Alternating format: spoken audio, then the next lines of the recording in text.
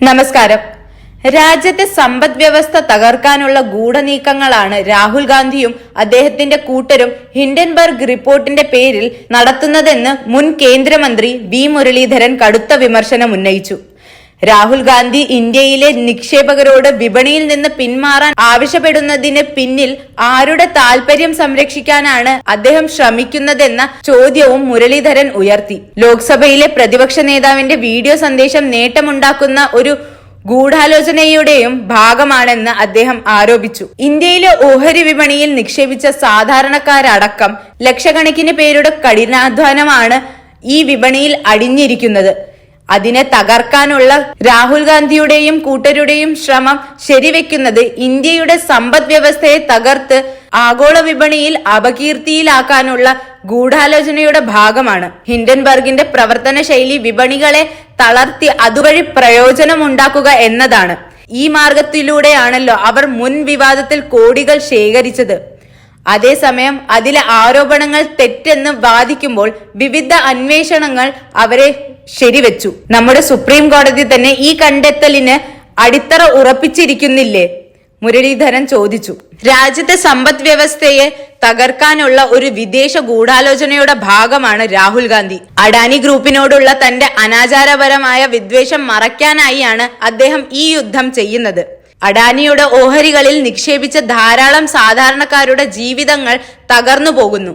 ഒരു രാഷ്ട്രീയ നേതാവിന്റെ ഉത്തരവാദിത്വം എന്തായിരിക്കണം? അദ്ദേഹം തന്റെ പാർട്ടിയുടെ രാഷ്ട്രീയ താല്പര്യങ്ങൾക്ക് വേണ്ടി രാജ്യത്തെ നശിപ്പിക്കുകയാണോ? ഇതേ ചോദ്യം ജനങ്ങളോട് ചോദിക്കുമ്പോൾ ഇതിന്റെ ഉത്തരത്തിന്റെ ശക്തി അവർക്കറിയാം. മുരളീധരന്റെ പരാമർശങ്ങൾ തികച്ചും ആക്ഷേപകരമായിരുന്നു. റിപ്പോർട്ടുകളുടെ പേരിൽ നിരന്തരം ഇന്ത്യയുടെ സമ്പദ് വ്യവസ്ഥയെ ലക്ഷ്യമാക്കുന്നത് എങ്ങനെയായാലും അംഗീകരിക്കാൻ കഴിയില്ല.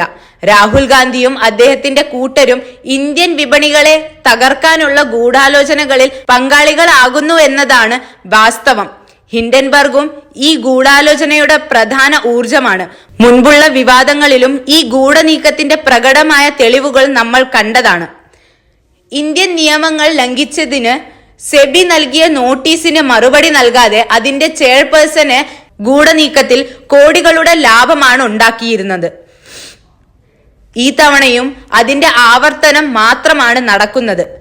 മുരളീധരൻ നിലപാട് കടുപ്പിച്ചു. രാജ്യത്തെ വികസിത രാജ്യങ്ങളുടെ പട്ടികയിലേക്ക് എത്തിക്കാനുള്ള ശ്രീ നരേന്ദ്രമോദിയുടെ ശ്രമത്തെ ഇല്ലാതാക്കുകയാണ് രാഹുൽ ഗാന്ധിയുടെയും കൂട്ടരുടെയും ലക്ഷ്യം.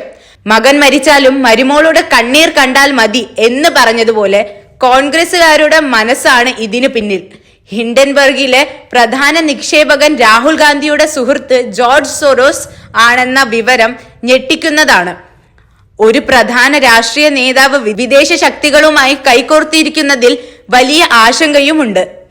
ഇന്ത്യൻ വിപണിയെ തകർക്കാനുള്ള ഗൂഢാലോചനയുടെ ഭാഗമാകുന്ന കോൺഗ്രസ് ഇതിലൂടെ നേടുന്ന ലാഭം എന്തെന്ന് കെ.സി. വേണുഗോപാൽ വ്യക്തമാക്കേണ്ടതുണ്ട്. രാഷ്ട്രത്തിന്റെ വികസനത്തെ തകർക്കാനുള്ള ഇത്തരം നീക്കങ്ങൾ രാജ്യദ്രോഹമല്ലേ? ഒരു രാഷ്ട്രവാദി ഈ പ്രവൃത്തിയെ അംഗീകരിക്കുമോ? എന്തുകൊണ്ട് ഇവർ വിദേശ ശക്തികളുമായി കൈകോർക്കുകയാണ്? ഈ ഗൂഢനീക്കങ്ങൾ കടുത്ത ശക്തിയോടെ പ്രതിരോധിക്കേണ്ടതുണ്ടെന്ന് മുരളീധരൻ ചൂണ്ടിക്കാട്ടി.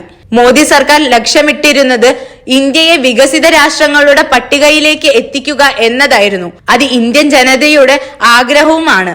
രാഹുൽ ഗാന്ധിയും അദ്ദേഹത്തിന്റെ കൂട്ടരും ഈ യാത്രയെ തകർക്കാനുള്ള ഗൂഢനീക്കങ്ങളാണ് നടത്തുന്നത്. അവർക്ക് ഈ രാജ്യത്തിന്റെ വികസനത്തോടും ജനങ്ങളോടും ബാധ്യതയില്ല. അവരുടെ ലക്ഷ്യം വ്യക്തമാണ്. എന്തെങ്കിലും വിലയിൽ ആഗോള ശക്തികളുടെ കടുത്ത ആശയങ്ങൾ നടപ്പിലാക്കുക.